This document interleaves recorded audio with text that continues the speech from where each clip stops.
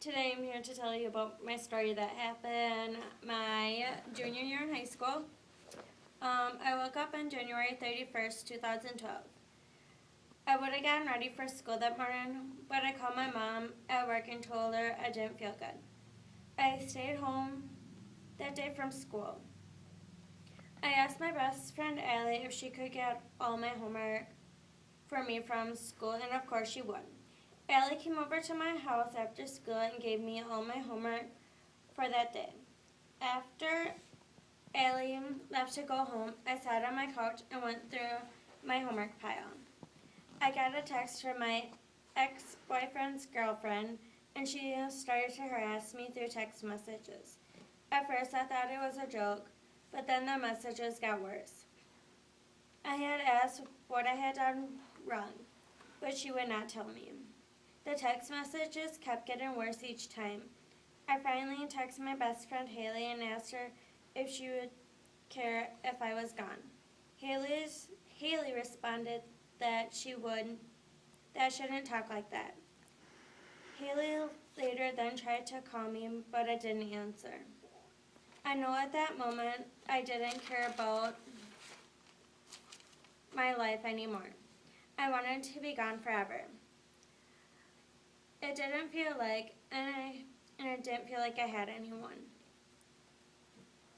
I texted my friend Tori and asked her the same question about me. Tori knew something was wrong right away, so Tori tried calling me, and of course I didn't answer the call. Tori had left me a voicemail. I remember she sounded like she was going to cry. After them phone calls, I started pacing back and forth through my house, and I started to take my medication for my depression. I had taken about 7 or 8 pills. Then my best friend Caitlin told my sister to go check on me. So of course, that's what my sister did.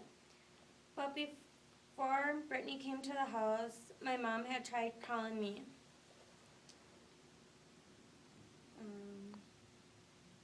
But I didn't answer. And then my sister came over and found me on the living room floor crying. She grabbed me and held me and asked me what was going on, and I told her I wanted to die. She had asked me if I had taken any pills, and I said yes, my depression pills.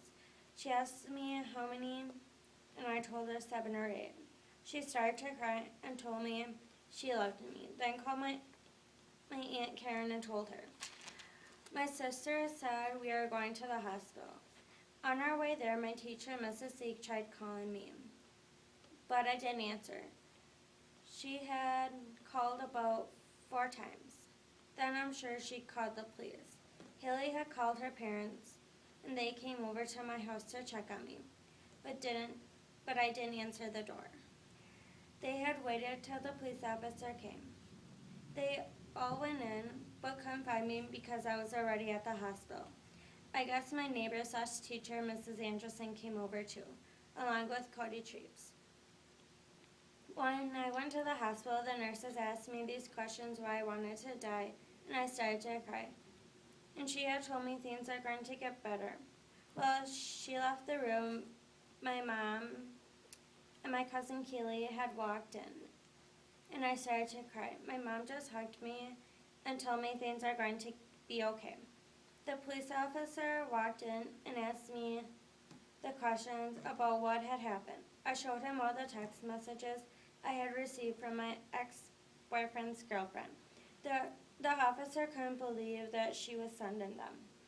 In the hospital room, my mom, the nurse, the police officer, and of course me decided I would go to Sacred Heart Hospital to get more help. After I got discharged from Bloomer, my mom and I went to Quick Trip so I could eat. When we got to Eau Claire and went to the hospital, they had security take me up to the 4th floor. They had the nurse check me in. The nurse was telling me all the rules when I stayed there. She let me and my mom have some time alone before my mom had to leave. The nurse introduced me to my roommate. Then the lights had to shut off right away.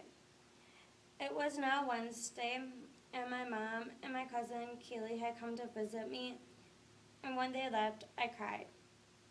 The next day was Thursday, and we had a family meeting with the nurse, the doctor, Sandy, who was the counselor, my mom, and me.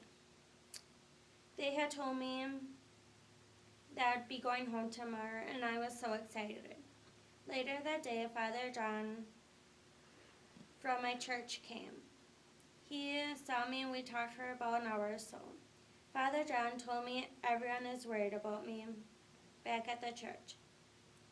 During my time, the stay at the hospital was actually nice. Didn't have to worry about anything except for me getting help and getting stronger. So Friday came and my mom came about 11 o'clock to get me. When I was out of there, it felt so nice to be free.